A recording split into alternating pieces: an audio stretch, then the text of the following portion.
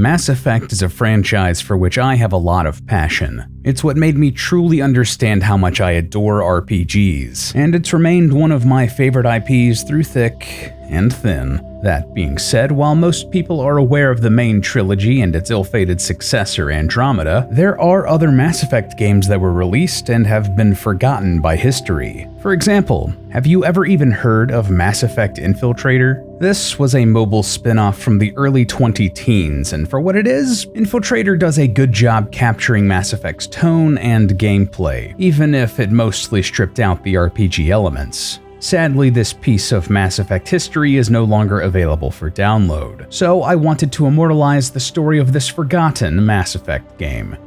Hey there, my name is Ali and welcome to Full Motion Videos, where we talk about the secrets, lore, trivia, and smaller stories of your favorite sci-fi, fantasy, and superhero franchises. We're talking everything from Mass Effect to Warcraft to Game of Thrones. If any of that catches your fancy, please subscribe for more, but with that out of the way, let's get into it.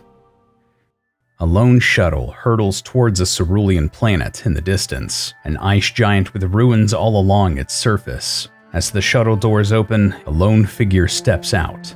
This is Randall Esno, agent of Cerberus, and he has a mission to accomplish. A valuable asset is on this planet that needs to be recovered, while also doubling as a field test for new body augmentations. The world is crawling with Geth, also seeking the same target, but they're no issue for a veteran like Esno. Despite the team that was supposed to back him up being nowhere in sight, this isn't his first rodeo, and he just loves to take on missions like this. He has more implants than any other human Cerberus test subject, and using them in the field makes him feel powerful. Plus, it gives him plenty of opportunities to make quips with his handler, Anali Renata. Esno fights his way through the Geth outside of the ruins, making his way to his main target, a Turian sniper held up in a defensive position.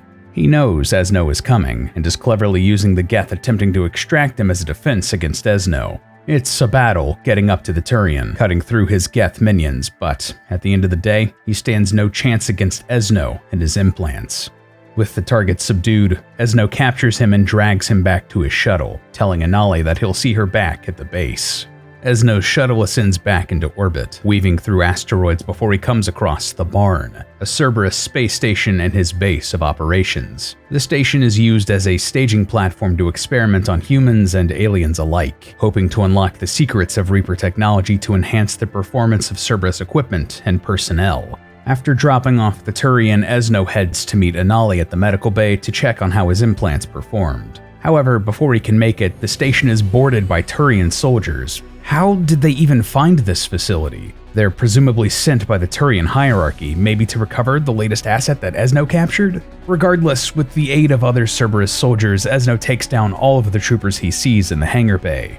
Once again heading to the medical wing, Anali starts to confess something to Esno in the elevator, but before she can get it out, she's interrupted by something. She seems to recognize them, but the communication is cut off before Esno is able to figure out what's going on. In her office in the medical bay, there's no sign of Anali at all, and as Esno tries to hail her, he's interrupted by the Barn's director. He informs Esno that Anali's comms are offline because she has volunteered for a project, an accelerated testing program, and Esno does not have the clearance to even see or talk to her. The director recommends that Esno rest up for his next mission, but as soon as his communication ends, Volus enters the chat to speak privately with Esno. He warns Randall that Anali is in trouble, big surprise, but that she left something for Esno that will help them both out, a keycard in her lab, where some strange experiments on some abomination have been ongoing. Inserting the keycard into a Cerberus terminal, it hacks the station's AI, Yudi, and grants Esno access to a secure wing of the Barn. However, before Esno can get very far, the facility goes into full lockdown, and mechs begin to attack him. With the Volus' help, Esno breaks into a secret lab and finds Anali strapped to a table, being experimented on by the director. Enraged, Esno vows to kill them all, as the entire facility and everyone in it turns hostile. And though he wants to save Anali at this moment, the Volus warns Esno that right now, he has to escape. Anali isn't the only person being experimented on by Cerberus against their will, and the Volus will help save Anali if Esno saves the others. Randall finds the Volus in the station's old data core, though the director cuts in, telling Esno that Anali believed in their goals, in the elusive man's goals to get results over everything else. However, the Volus reveals that he and Anali have been in frequent contact, and after she missed one of their scheduled briefings, the Volus followed their backup plan. Anali told him to trust Esno and contact the Systems Alliance, all while releasing all of the other prisoners. They're now running wild throughout the facility as Cerberus desperately tries to keep the situation under control. Elsewhere in the station, during this breakout, we follow a bonus mission called Mass Effect Incarceration, putting us in the shoes of the most unlikely of heroes, the Turian captured at the beginning of the game. During the mutiny on the barn, the Turian awakens on a lab table, still weak from his battle with Esno. A guard lies dead on the floor, his rifle next to him. All around, there's chaos. A Krogan fighting with Cerberus agents in the hallway, just thin panes of glass separating them from the Turian. Picking up the rifle, the Turian begins carving his own path through the facility, cutting down both his hostile fellow prisoners and the Cerberus grunts that get in the way. Throughout this escape, the Turian sees firsthand how cruel Cerberus truly is, using turrets to cut down their own people and the escaped prisoners alike. Unfortunately, the Turian is not very lucky, and though he does find the director, he's trapped in a room with 2 turrets and no cover. His fate is left ambiguous, but well, was it? Using all of this chaos as a distraction, Esno keeps moving to get the station's comms relay reactivated, following a path that the Volus makes for him, all while blasting Cerberus troopers and engineers away. Even a massive security mech tries to stop Esno, but after destroying its optical systems, the thing fires wildly at Cerberus' own men before Esno puts it down. Moving along, we see that the station's X-1 wing is in complete disarray, with experimental test subjects begging for help. Others, however, will attack Esno on sight. I mean, I can't blame them. He is decked out in Cerberus gear, after all. Unfortunately, putting them down, Esno continues on. All throughout this wing, the director tries to play mind games with Esno, telling him that Anali shows promise, more than Esno ever did because he's all brawn and no brain. She's come a long way. The first time she experimented on a live Turian, she cried, but by the second time, she was flawless. By the third, she was actually looking forward to it, a fact that Esno just refuses to believe.